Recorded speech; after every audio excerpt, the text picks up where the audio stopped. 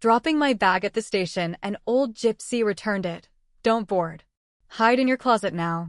You'll understand later." I sat in the dark feeling crazy, then I heard. "My name is Nadia.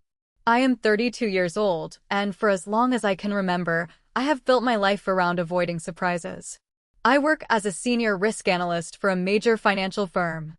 My entire career is dedicated to looking at spreadsheets, market trends, and corporate behaviors to predict when things are going to fall apart. I calculate the odds of disaster for a living, and I am incredibly good at it. I suppose that is why the irony of what happened to me tastes so bitter.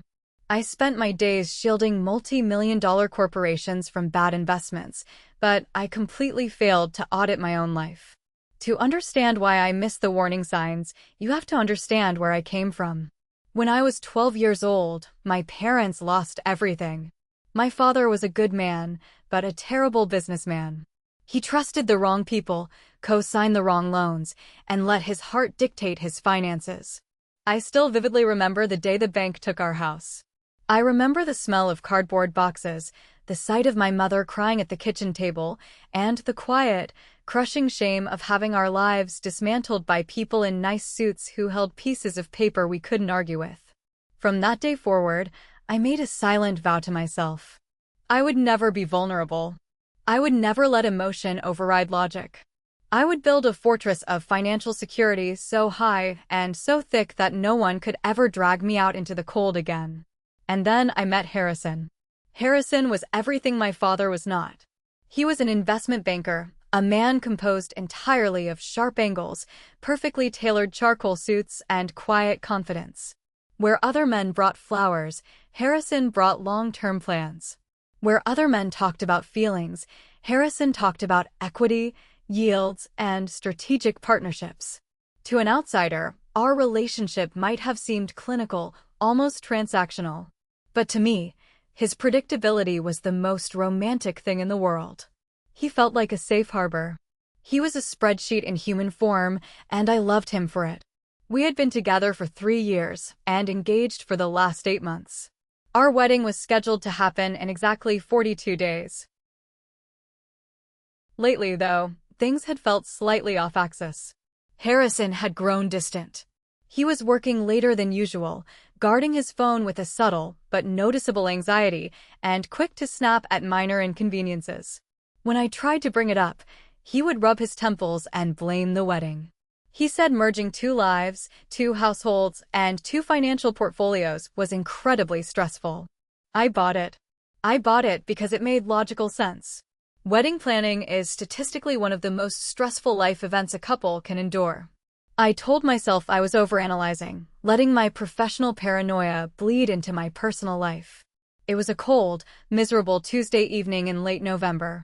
The wind outside was howling, carrying the kind of biting chill that sinks straight into your bones. I was running late. I was supposed to be meeting Harrison at a high-end restaurant across the city to finalize our floral arrangements and make the final deposit for the catering. He had texted me earlier, insisting I take the 6:40 p.m. train instead of driving. He said the traffic on the highway was backed up for miles due to an accident, and he didn't want me stressing out behind the wheel. It was a thoughtful gesture. At least, that is what I thought at the time. I left my office at exactly 6:15 p.m., my heavy leather tote bag slung over my shoulder, packed with my laptop, financial files, and the thick, glossy wedding binder. The walk from my office building to the central transit station usually took 20 minutes. I was practically jogging on the icy pavement, watching my breath plume in the freezing air. I was focused entirely on the schedule, on the time, on getting to the platform. I was completely blind to the fact that my perfectly structured life was about to be burned to the ground. The central transit station was a cavernous, echoing nightmare of rushing commuters. The air smelled of stale coffee, wet wool, and the metallic tang of the train tracks.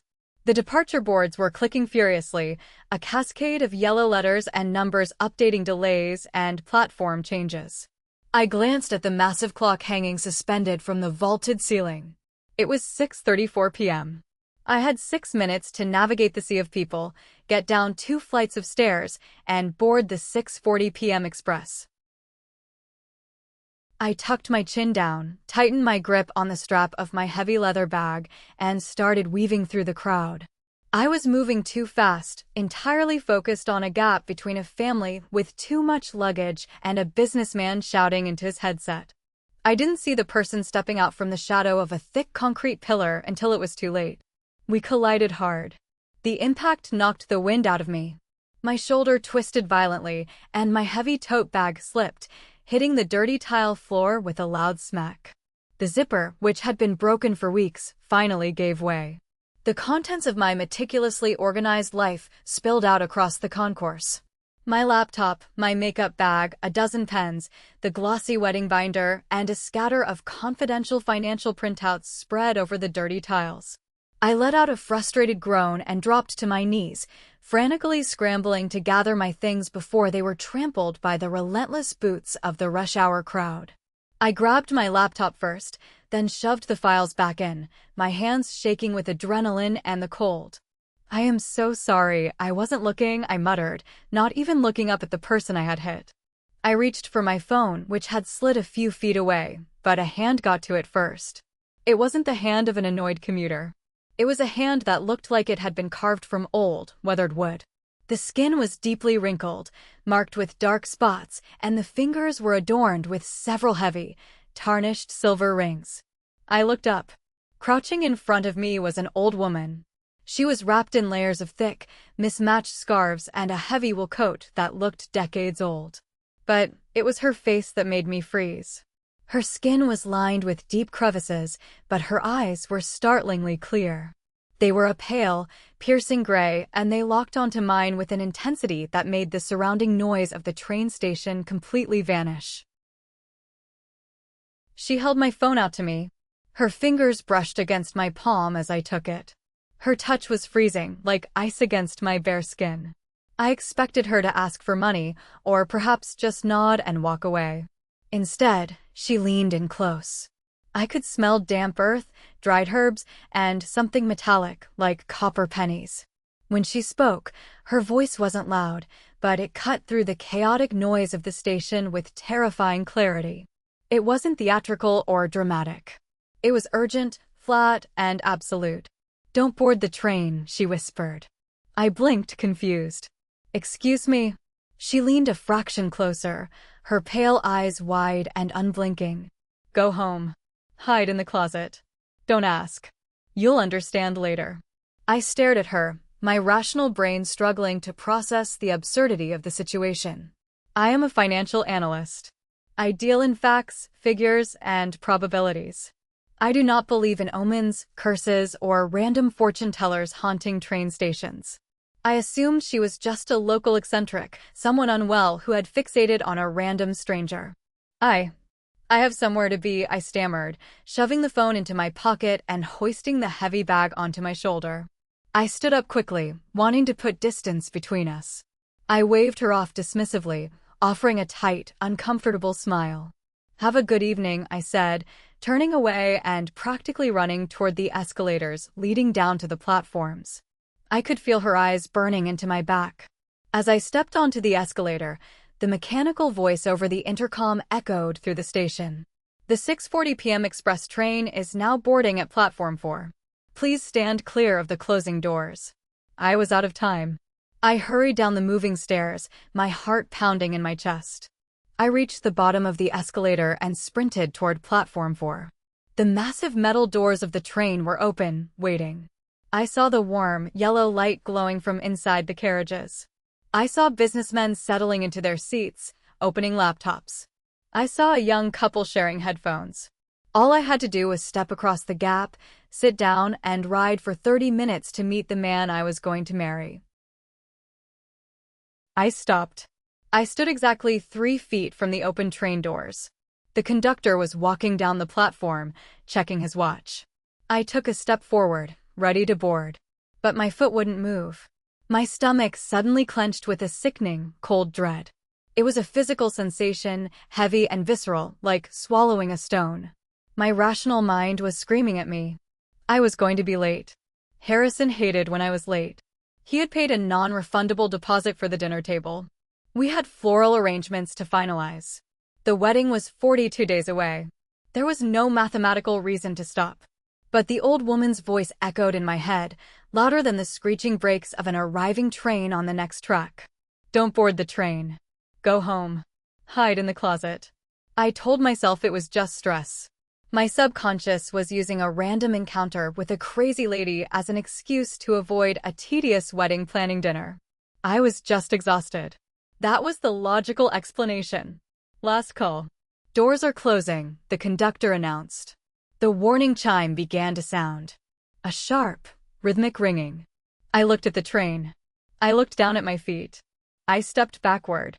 The heavy metal doors slid shut with a definitive hiss, sealing the passengers inside. The massive engine hummed, and the train slowly pulled away from the platform, leaving me standing alone in the cold underground draft. I let out a shaky breath. I felt ridiculous. Absolutely, profoundly ridiculous. I pulled out my phone, intending to text Harrison that I had missed the train and would catch the next one in an hour. But as my thumb hovered over the screen, the second part of her warning played in my mind. Go home. Hide in the closet. I didn't text him. I don't know why. Maybe it was curiosity. Maybe it was exhaustion. Or maybe, deep down beneath all my spreadsheets and risk assessments, some primal instinct had woken up. I turned around, walked back up the stairs, and left the station. The walk back to my apartment took 35 minutes. The cold wind bit at my face, but I barely felt it. I was too busy arguing with myself. I was a professional woman in her 30s, walking home in the dark because a stranger in a scarf told me to. If I told any of my colleagues about this, they would think I was having a nervous breakdown.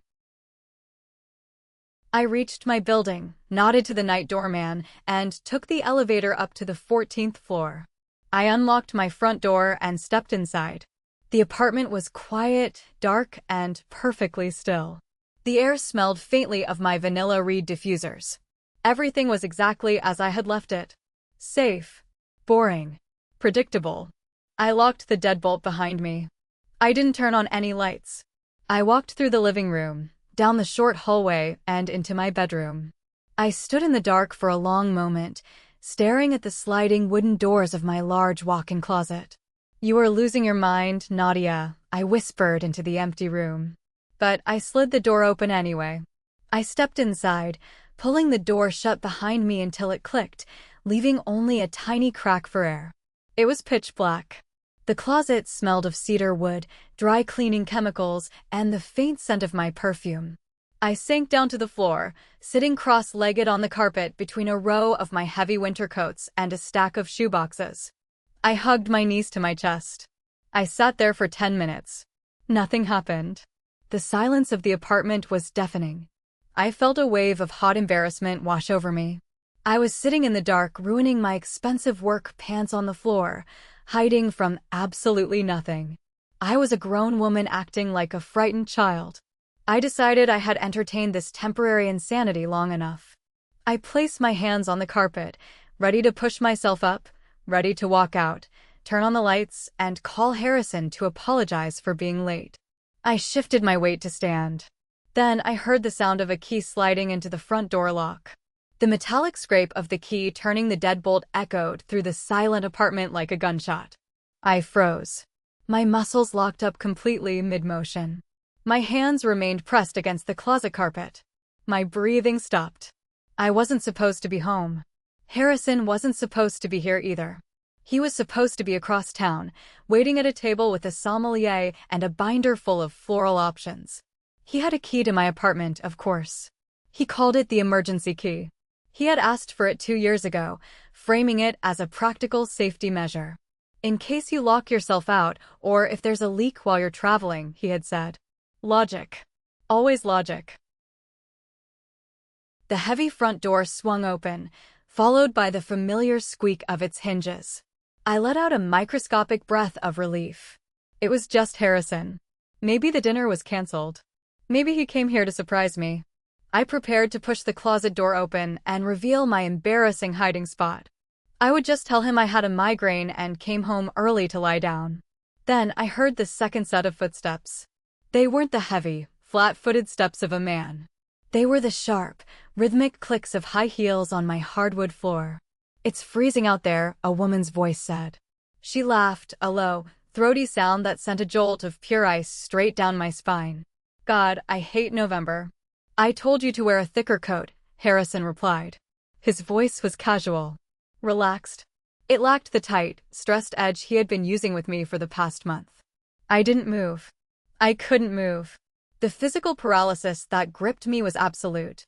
It felt as though gravity had suddenly increased tenfold, pinning me to the floor of the closet. My heavy winter coats brushed against my shoulders, suddenly feeling suffocating. I listened as they moved from the entryway into the living room. I heard the unmistakable sound of my expensive crystal glasses clinking together. The glasses I had bought for special occasions. The sound of liquid pouring. Wine. He had brought a woman to my apartment on a Tuesday night and poured my wine. "So, you're entirely sure she's not going to walk in on us?" the woman asked. Her voice was muffled through the walls, but it was familiar. It scratched at the back of my brain. I knew that voice. "I'm positive," Harrison said, the smile evident in his tone. "She's on the 6:40 express." I made sure of it. Even if she turned around right now, she wouldn't be back for an hour. My stomach plummeted. He hadn't just suggested I take the train, he had orchestrated it. He wanted me out of the way. I heard the creak of my living room sofa as they sat down. The springs dipped under a combined weight that I was not a part of. The intimacy of that sound in my own home was a violation so profound it made my throat ache. "Nice place," the woman murmured. "Smaller than I remember when I showed it to you, though. We will definitely need to renovate the kitchen once the dust settles."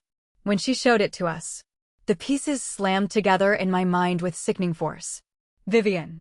She was the luxury real estate agent who had helped me find this apartment 2 years ago. Harrison had insisted on coming along to all the viewings. He had praised her professionalism. He had even recommended her to his colleagues. "We don't need to renovate, Viv," Harrison said smoothly. "We're going to sell it. The market value has gone up 12% since she bought it. It's pure profit." I sat in the dark, surrounded by my shoes and clothes, while my fiancé and my real estate agent casually discussed liquidating my home. The shock began to recede, leaving behind a cold, toxic clarity. I wasn't just being cheated on. I was being dismantled. "You really think she'll just sign the deed over?" Vivian asked. I could hear the clink of her wine glass being set down on my marble coffee table. Harrison let out a short, arrogant laugh. It was a sound I had rarely heard, a sound reserved for closed-door meetings when he had successfully acquired a failing startup for pennies. "She already signed the power of attorney paperwork last week. She thinks it's for the joint mortgage application on the summer house we're supposedly buying." "God, she is so blind," Vivian purred, though there was a note of genuine admiration in her voice. "You really played the long game with this one, Harrison. 3 years of playing the perfect, boring banker." "It wasn't a game, Viv. It was an acquisition," Harrison corrected her. His voice was clinical. "You don't rush a high-yield investment. Nadia is smart. She's a risk analyst. If I had moved too fast, she would have built a firewall. I had to make it about trust. I had to use her own logic against her."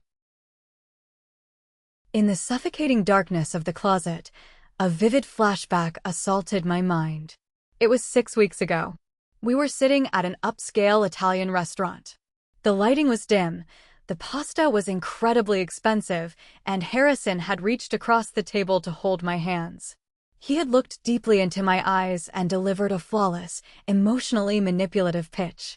"We are going to be husband and wife, Nadia," he had said, his thumb stroking my knuckles. "We shouldn't have separate lives or separate safety nets. If we merge your savings into my managed investment fund, we avoid capital gains taxes and increase our compounding interest by nearly 4% annually. It's not just romantic, honey. It's mathematically responsible." I had hesitated. Every instinct in my body, forged by the trauma of my parents' bankruptcy, had screamed at me to keep my emergency fund separate. But he had looked hurt. He had used the word trust. He had made me feel like my financial boundaries were a symptom of emotional damage that I was inflicting on our relationship. So, I had capitulated. I had signed the transfer authorizations. I had handed over $350,000, my entire life's work, into an account he controlled. What about the liquid assets? Vivian asked, pulling me back to the present. Already structured, Harrison replied comfortably. The joint investment fund is legally in both our names, but I hold the primary administrative privileges. By tomorrow morning, I am executing a quiet transfer of the main balance into an offshore holding company. I'll leave just enough to cover her auto pays, so she doesn't get suspicious until after the wedding. There isn't going to be a wedding, though, Vivian laughed. Obviously not. By the time the caterers are asking for the final check, I'll be unreachable, and she'll be too busy fighting off the IRS for the tax liabilities I'm leaving under her social security number to look for me. My hands were trembling so violently I had to press them flat against the closet floor to stop them from making a sound. The betrayal was so deep, so methodically cruel, that it transcended heartbreak. I didn't feel the urge to cry. I didn't feel the urge to burst out of the closet and scream at them. Tears are for lost love. You don't cry over a corporate raider who just hostile took over your life. You fight back. He had mapped out my ruin on a spreadsheet. He had weaponized my love and my logic. He was a narcissist of the highest order, enjoying the sound of his own brilliance while sitting on my couch, drinking my wine. He thought I was a predictable asset. He thought I was secured. The conversation in the living room paused for a moment. I heard the rustle of clothing. A soft kiss. The sound made my skin crawl, but I forced myself to focus on the data. I needed to memorize every detail, every admission of guilt. You're brilliant, you know that? Vivian murmured. But what if she fights back? What if she hires a forensic accountant? She is a professional, Harrison. If she starts digging before you clear the funds. She won't, Harrison said. His voice dropped an octave. It lost the arrogant, bragging quality and became something much darker. Something that sounded like dead weight. Why are you so sure? Vivian asked. Harrison sighed, the sound of a man annoyed by having to explain the obvious. Because of the train, Viv. Why do you think I insisted she take the 6:40 express tonight instead of driving? To get her out of the apartment so we could celebrate? No, Harrison said softly. The 6:40 express route runs over the old industrial bridge on the East River. The City Transit Authority has been suppressing reports about delayed maintenance on the signaling systems for months. I have a buddy who works in city planning. He told me the system on that specific bridge is failing. When the temperatures drop below freezing, like tonight, the automated brakes lock up. My heart stopped. It didn't just beat faster, it physically felt like it ceased to function. So? Vivian sounded confused. The train gets delayed. She gets stuck in the cold for a few hours. So, Harrison corrected, if the brakes lock up on a train traveling at 60 miles per hour over a rusted steel bridge, it doesn't just get delayed. It derails. Silence fell over the apartment. It was a thick, horrifying silence. Even Vivian seemed momentarily stunned. Harrison, she finally whispered. Are you saying? I'm saying accidents happen, he replied, his tone chillingly detached. Tragic, unforeseen accidents. And if a terrible tragedy were to befall my beautiful fiancé, it would be devastating. I would be a grieving widower before I was even a husband. Everyone would feel so sorry for me. The life insurance, Vivian said, her voice catching slightly. Exactly, Harrison confirmed. The policy I had her update last month. $1.5 million. Double indemnity for an accidental death on public transport. Payout is tax-free. Combined with the asset transfers, we never have to work another day in our lives. I pressed my back hard against the wall of the closet, my mouth open in a silent, agonizing gasp for air. My brain felt like it was fracturing. He wasn't just a con artist. He wasn't just a thief. He was a murderer. He had looked me in the eyes this morning, kissed my forehead, and intentionally sent me to die. He had calculated the weather, the route, and the mechanical failure rate. He had positioned me on a failing bridge for a $1.5 million payout. Don't board the train. The gypsy woman's voice echoed in my head again. It wasn't just a warning about a cheating fiancé. It was a lifeline. She had saved my life. Are you sure the train will crash? Vivian asked. She didn't sound horrified anymore. She sounded like she was asking about a stock dividend. Nothing is 100%, Harrison admitted. But even if it just breaks down and traps her out there for 5 hours, it buys me the time I need tonight to execute the final wire transfers without her logging in from her home computer. Either she dies and we get the insurance, or she freezes for hours and we get her savings. It's a win-win. In the dark of the closet, surrounded by the smell of cedar and wool, the last remaining thread of the woman I used to be snapped. The Nadia who loved him, the Nadia who wanted a wedding, the Nadia who compromised her boundaries for peace, she died right there on the floor. What took her place was something entirely different. I was a risk analyst. My job was to identify threats, isolate them, and neutralize them with extreme prejudice. Harrison thought I was a naive liability. He had no idea he had just locked himself in a cage with a predator. Please like the video, subscribe to the channel, and leave a comment with the name of the city you live in. Every comment helps the video reach more viewers. Thank you very much. Harrison and Vivian continued to talk in my living room, completely oblivious to the fact that their perfect victim was sitting 10 feet away, breathing in the scent of cedar and old wool. My initial wave of paralyzing shock had completely passed. It was replaced by a strange, hyper-focused clarity. In my line of work as a risk analyst, when you discover a massive vulnerability in a system, you do not panic. You document the breach. You gather the data.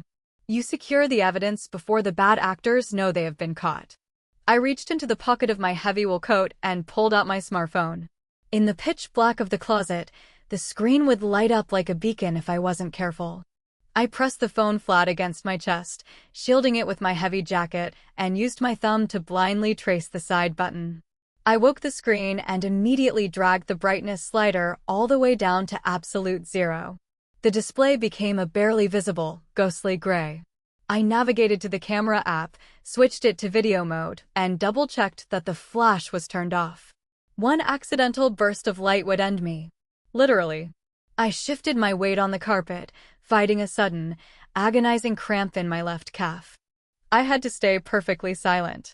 I pressed my eye against the narrow crack between the louvered closet doors. From my vantage point, I had a clear line of sight through the open bedroom door, straight down the short hallway and into the living room. I could see the back of Harrison's head over the top of the sofa. I could see Vivian sitting sideways, her legs draped over his lap, holding my crystal wine glass. I tapped the red record button. The numbers on the screen began to tick upward. 1 second. 2 seconds. 3. I held my breath, resting my elbows on my knees to keep my hands from shaking. I needed their voices. I needed them to repeat what they had just said. As if the universe owed me a favor for the nightmare I was enduring, Vivian steered the conversation right back to the money. So, she said, swirling the red wine in her glass. Walk me through tomorrow morning. What time are you moving the funds? 8 a.m. sharp, Harrison replied lazily, his voice carrying perfectly down the hall. The international wire transfers are already queued up in the portal. I just have to click approve. By 8:15, $400,000 of her savings will be sitting in an offshore corporate account that she has absolutely no legal connection to. It will look like a terrible, misguided joint investment that went belly up. And the insurance policy? Vivian pushed, her voice laced with greedy anticipation. The policy requires a death certificate, Harrison said, his tone devoid of any human empathy. If the train derails tonight, the authorities will need a few days to identify everyone. I'll play the devastated fiancé. I will probably have to give a tearful interview to the local news. It will take a few weeks for the $1.5 million to clear, but the payout is guaranteed. Accidental death. Clean and simple. I watched the recording timer hit 3 minutes. I had it. I had the admission of fraud. I had the admission of premeditated murder. I had their faces, their voices, and the undeniable proof of their conspiracy happening inside my own apartment. I tapped the stop button. My hands were slick with cold sweat. I didn't just save the video to my camera roll. Harrison was arrogant, but he wasn't entirely stupid. If things went wrong, he might try to grab my phone and smash it. I opened my cloud storage app. It was a secure, encrypted drive that I used for backing up massive datasets for work. Harrison used to mock me for paying for the extra security, calling me paranoid. I uploaded the 400 megabyte video file directly to the hidden folder. I watched the progress bar inch across the screen. 50%. 80%. Done. The evidence was now floating in a server farm thousands of miles away, completely untouchable. I locked my phone and slipped it back into my pocket. Pour me another glass? Vivian asked, the sound of her shifting on the leather sofa echoing through the apartment. Let's skip the wine, Harrison said, his voice dropping into a low, suggestive register. Let's take a shower. I want to wash the smell of this city off me. In her shower? Vivian laughed, a wicked, delighted sound. You're awful. It's going to be our shower soon enough, Harrison replied. I heard them stand up. I heard the clink of the glasses being set down. I heard their footsteps moving toward the hallway. My heart hammered against my ribs like a trapped bird. I pressed myself as far back into the coats as I could, closing my eyes, praying to a God I rarely spoke to that they wouldn't decide to open the closet for a towel. The footsteps passed the bedroom door. They moved down the hall. A moment later, the bathroom door clicked shut. I waited in the dark. 10 seconds. 20 seconds. Then, I heard the heavy clunk of the bathroom pipes kicking in, followed by the steady, rushing hiss of the showerhead. The white noise of the water hitting the tile was the only cover I was going to get.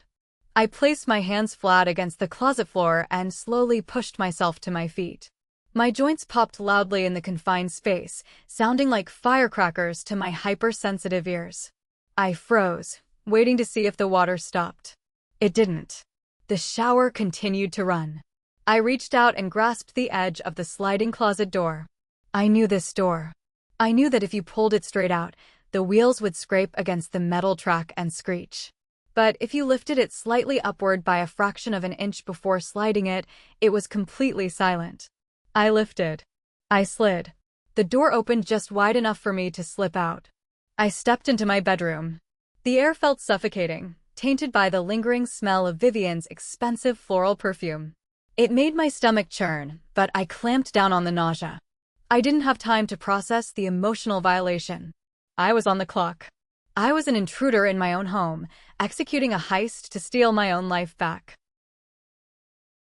I kicked off my heavy work heels, leaving them silently on the carpet. I needed to be barefoot to feel the floorboards. I lived in an older building, and the hardwood floors were notorious for creaking.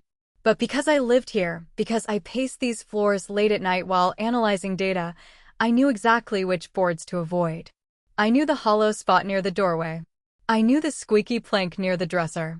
I moved with agonizing slowness, placing my toes down first, rolling my weight onto my heels. I crossed the bedroom and grabbed the heavy leather tote bag I had dropped at the train station.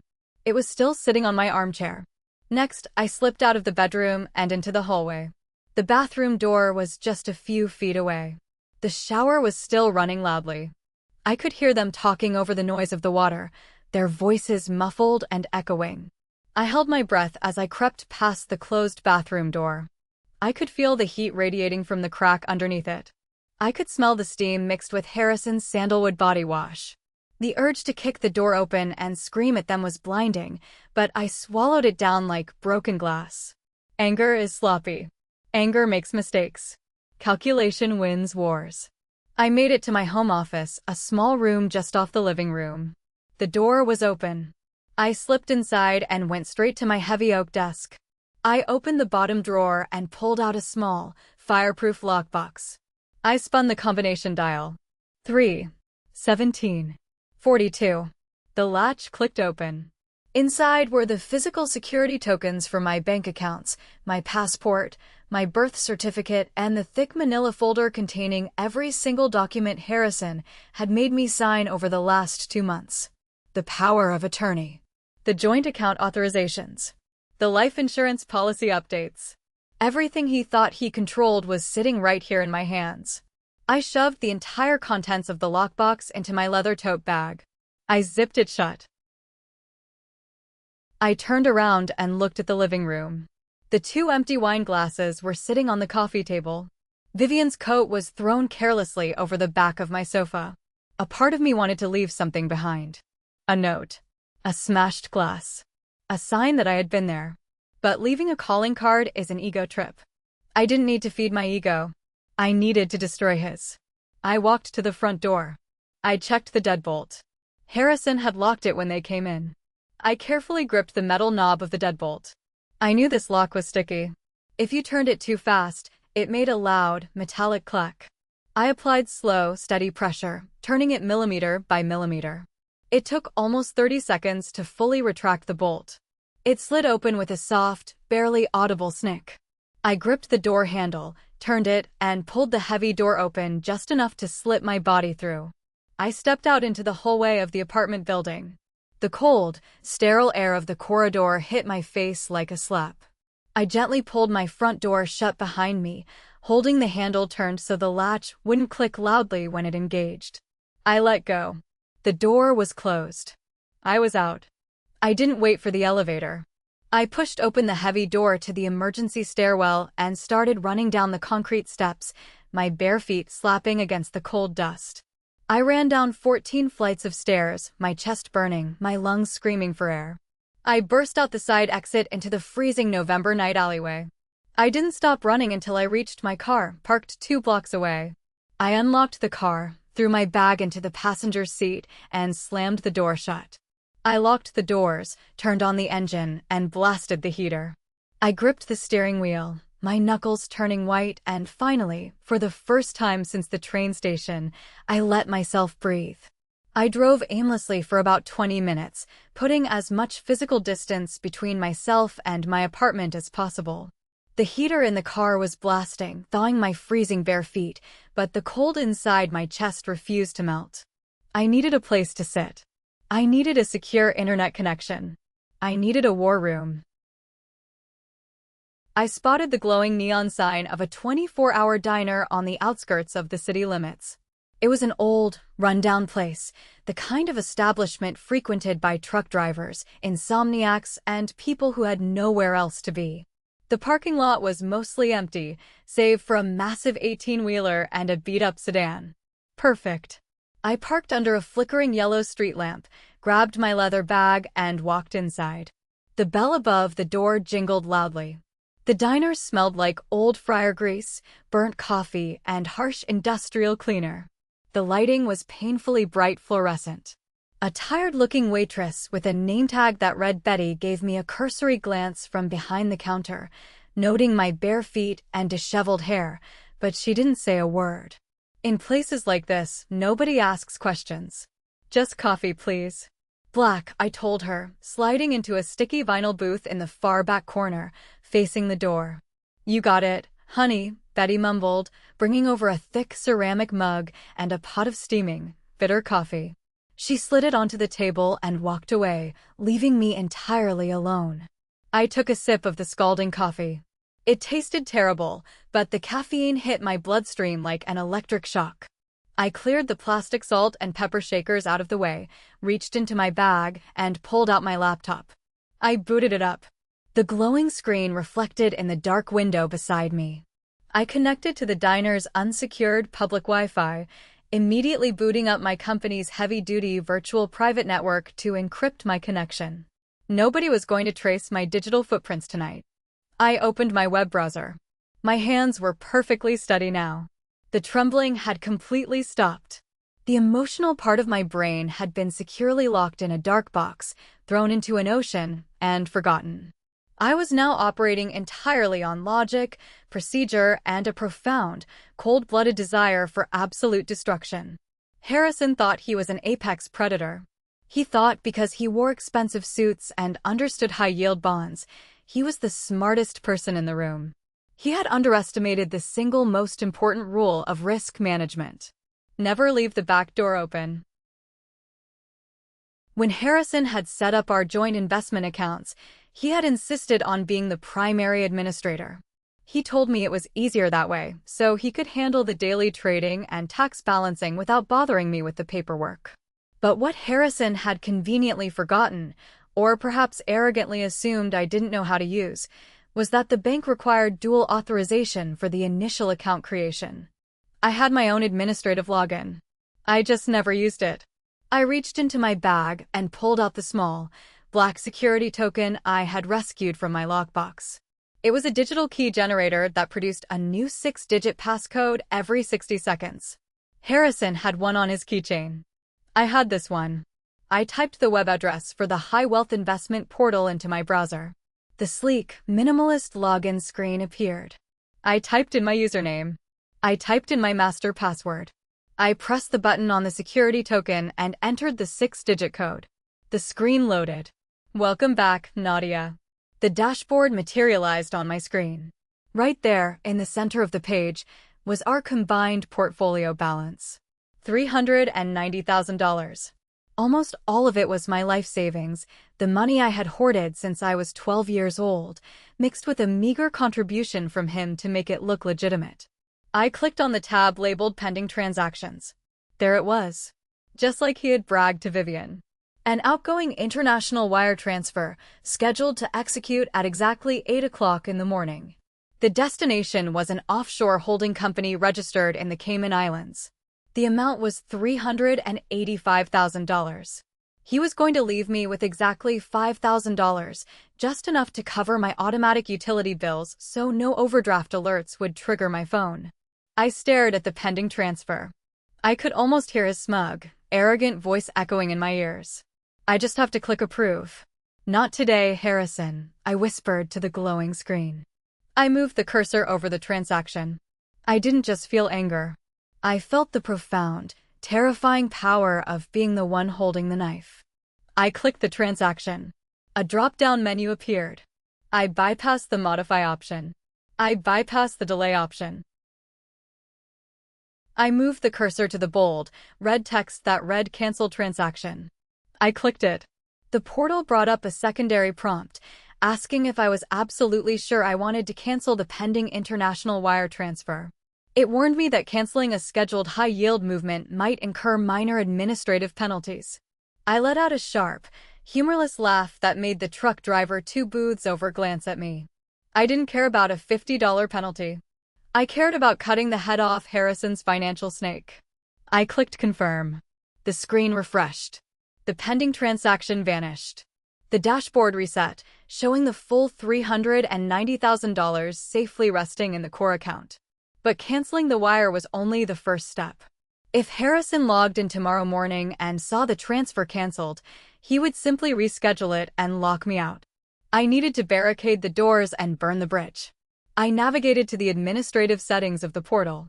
Because I was logged in with a physical security token, the system recognized me as a verified, trusted entity.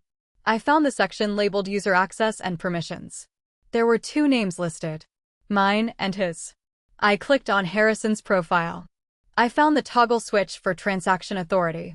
With one click, I downgraded his account from primary administrator to view-only access.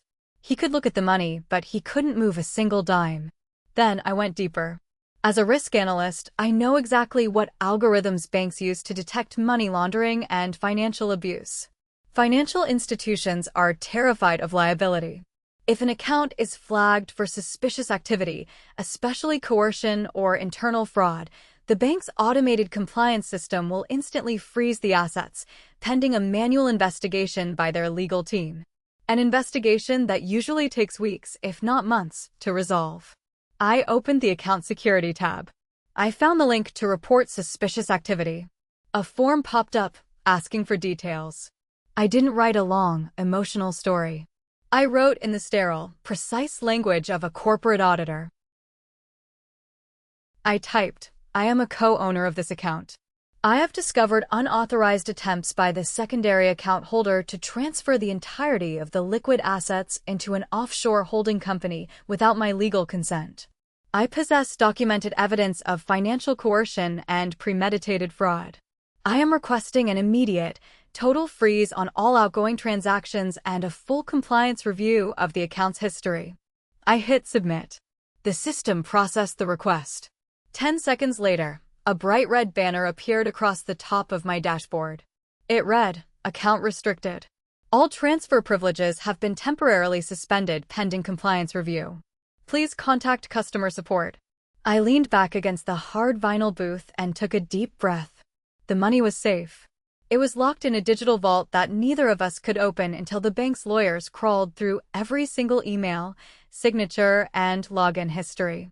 Harrison's pristine reputation as an investment banker was about to be dragged through a catastrophic internal audit.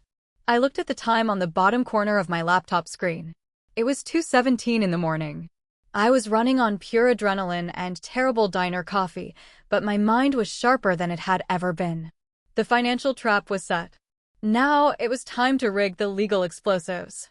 I opened my email client. I created a new message and typed in the address of the senior partner at the law firm that was handling our estate planning and prenuptial agreements. His name was Arthur. Harrison had picked him, but I was the one paying his retainer. I clicked on the subject line. I didn't type anything dramatic. Lawyers ignore drama. They respond to liability. I typed, urgent notification. Wedding canceled. Immediate cessation of representation. I moved to the body of the email. I kept my language formal, cold, and legally absolute. I informed Arthur that the wedding was permanently canceled. I explicitly revoked all power of attorney documents I had signed in Harrison's favor, demanding they be shredded immediately. But I couldn't just tell him. I had to prove why, so Arthur wouldn't try to play mediator. I typed, attached to this email is an audio file recorded tonight. In it, you will hear your client, Harrison, openly discussing a premeditated plan to commit massive financial fraud by emptying our joint accounts, followed by a detailed discussion regarding a plan to secure a $1.5 million life insurance payout by intentionally placing me in a lethal train derailment scenario. Due to the criminal nature of his actions, I am formally demanding that your firm immediately withdraw from representing him, as continuing to do so would make you an accessory to his attempted fraud. I attached the audio file I had saved to my secure cloud. I hit send. Arthur would wake up to that email in a few hours. The moment a lawyer hears the words fraud and accessory, they run for the hills. Harrison was going to find himself entirely without legal counsel by breakfast. Next, I opened a new browser tab and went to the website of the life insurance provider. The policy Harrison had pressured me into signing. The one with the double indemnity clause for accidental death.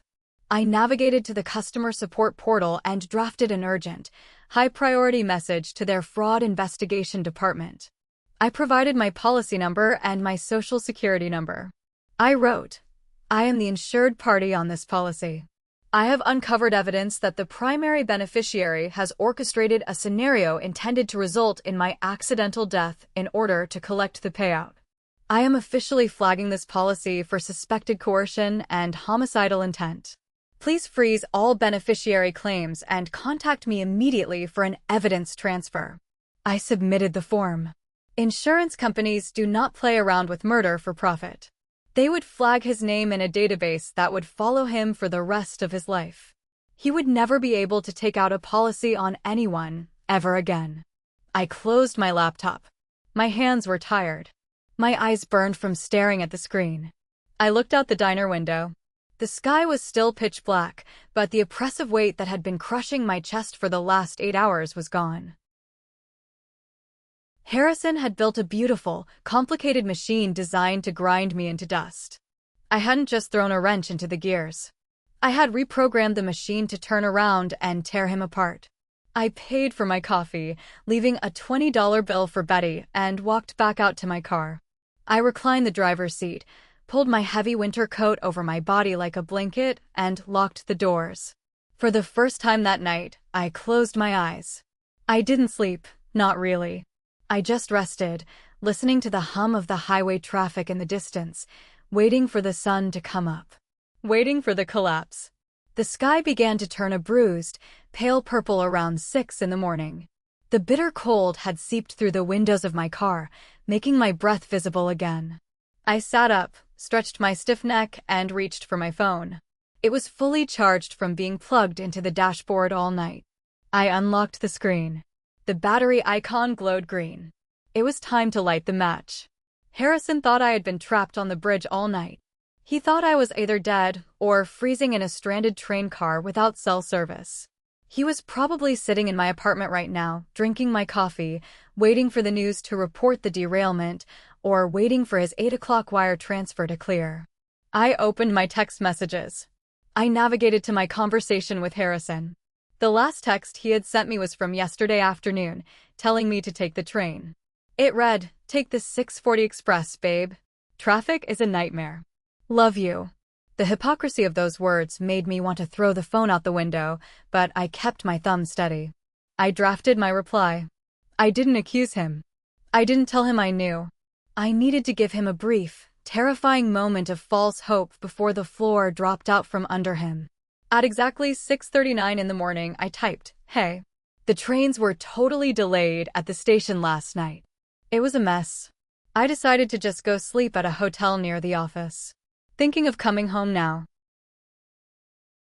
I hit send. I watched the screen. 10 seconds passed. Then, the 3 little gray typing bubbles appeared at the bottom of the screen. He was awake. He was active. And judging by how fast the bubbles appeared, disappeared, and reappeared, he was panicking. His reply came through a moment later. It was entirely too casual, a desperate attempt to maintain his facade. "Oh wow, crazy night. I was so worried about you. Actually, stay near the office. I have early meetings. I'll just meet you for lunch. Love you, glad you're safe." Panic hides poorly. He was trying to keep me away from the apartment. He needed time. He needed to get Vivian out of there, and more importantly, he needed to make sure that 8 o'clock wire transfer cleared before I logged into my computer. I didn't reply to him. I had given him the bait. Now it was time to drop the hammer. I opened my Photos app and found the video I had recorded from the closet.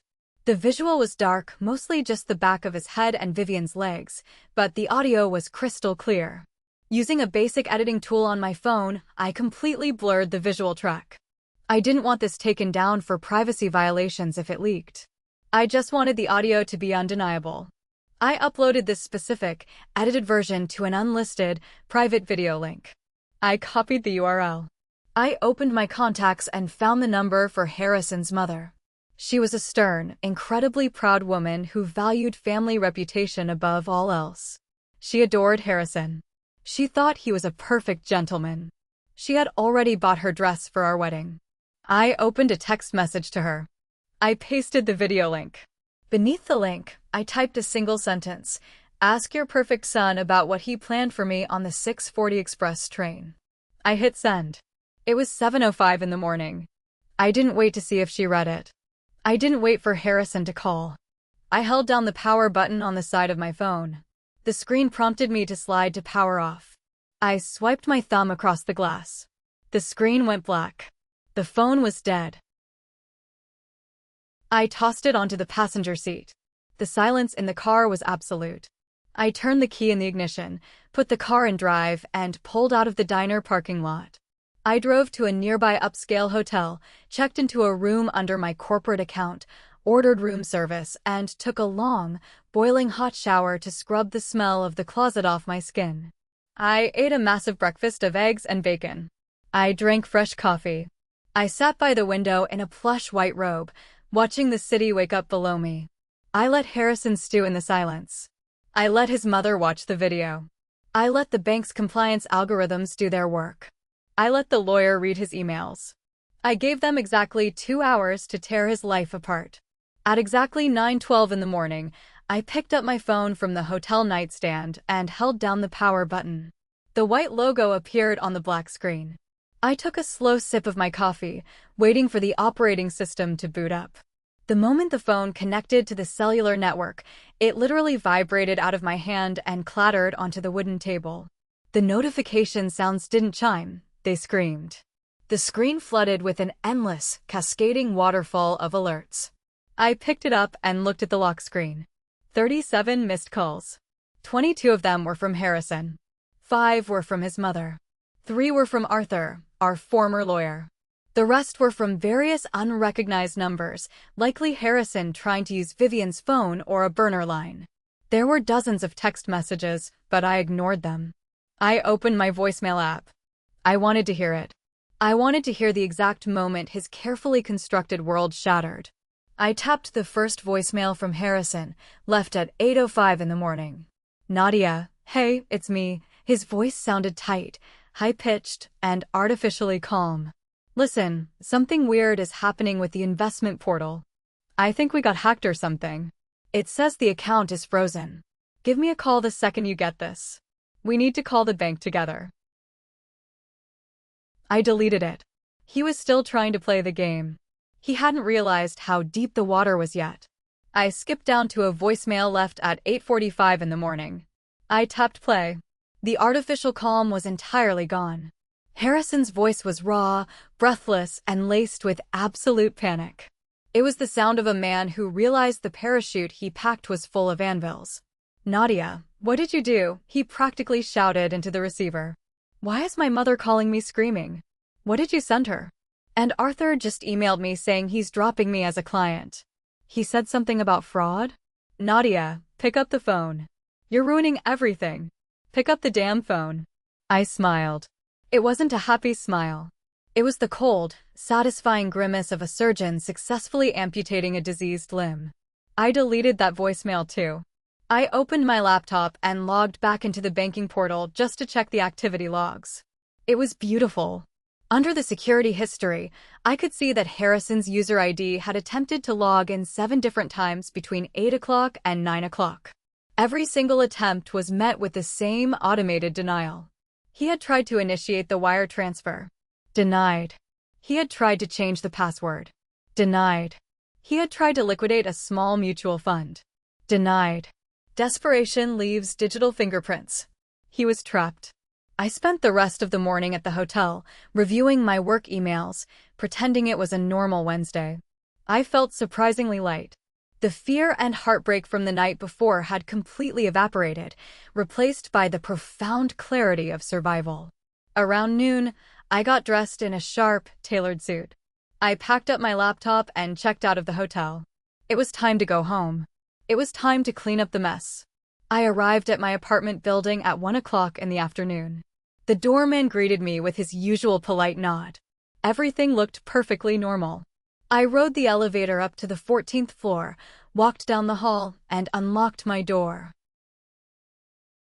The apartment was empty. The wine glasses were gone from the coffee table. Vivian's coat was gone. Harrison had clearly scrambled to erase the evidence of their night together, trying to preserve his alibi. I put my bag down on the kitchen island and poured myself a glass of water. I didn't have to wait long. At 1:03 in the afternoon, heavy, frantic pounding echoed on my front door. The doorbell rang 3 times in rapid succession. I walked over to the door and looked through the peephole.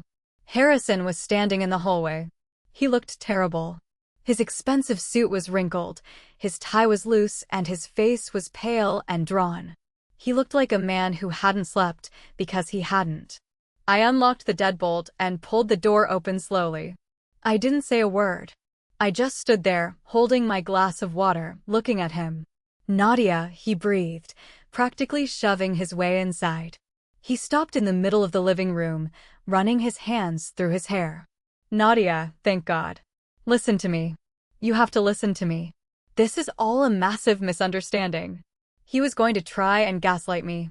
Even now, with his bank accounts frozen and his lawyer fleeing, his ego convinced him he could talk his way out of it. My mother is having a breakdown, he babbled, pacing the floor. She thinks. I don't even know what she thinks. And the bank locked the accounts because of some security glitch. We need to call them right now and tell them it's a mistake. And that audio file you sent Arthur? That was just me and some guys from the office making dark jokes. You know how finance guys talk. It was a joke, Nadia. I took a slow sip of my water. I watched him sweat. I watched the great, analytical Harrison drown in his own lies. A joke about accidents, I said softly. My voice was calm. It carried no anger. Just absolute, terrifying finality. His mouth opened, but no words came out.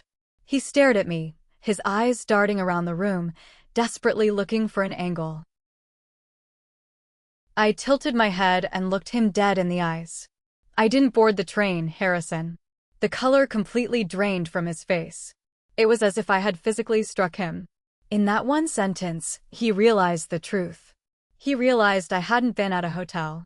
He realized I had been here. He realized I had heard everything, seen everything, and orchestrated his total destruction from inside his own trap. For the first time since I had known him, the arrogant investment banker looked genuinely afraid. "You," he stammered, taking a step back toward the door. "You were here." "Get out of my apartment," I said, my voice dropping to a whisper. "Before I call the police and show them the rest of the evidence." He didn't argue. He didn't try to explain. He turned around, his shoulders slumped, his perfect posture broken, and walked out the door. He didn't even slam it. He just disappeared down the hallway, a ghost of the man who thought he could sell my life for a profit. 2 days later, the news confirmed it. The 6:40 express train never made it across the Eastern Bridge that night. Due to a catastrophic failure in the automated signaling system, exacerbated by the freezing temperatures, the train had automatically triggered an emergency brake lock. It didn't derail, but it was stranded on the rusted bridge for 8 terrifying hours in sub-zero temperatures. Several passengers had to be treated for severe hypothermia. It was a disaster waiting to happen. I sat on my sofa, watching the news report, drinking my morning coffee. I thought about the cold, wrinkled hands of the gypsy woman at the station. I thought about her pale eyes and her whispered warning. I don't know who she was. I don't know if she was a guardian angel, a trick of the universe, or just a crazy old woman who happened to guess right. I never saw her again. But sometimes, when the wind howls outside and the apartment feels a little too quiet, I wonder, was she warning me about the failing brakes on the train? Or was she warning me about the failing soul of the man I almost married? Either way, I listened. I walked away with my life and my money, leaving him drowning in legal fees, alienated from his own mother, and potentially facing criminal fraud charges. Some mutual friends have reached out, saying I took it too far and destroyed his life over something that didn't physically happen yet. So, tell me, am I the jerk for how I orchestrated his absolute ruin? Thank you so much for watching until the very end. If you haven't subscribed yet, please hit that subscribe button, like this video, and share your thoughts in the comments below. What would you have done if you were in the closet that night? See you in the next story.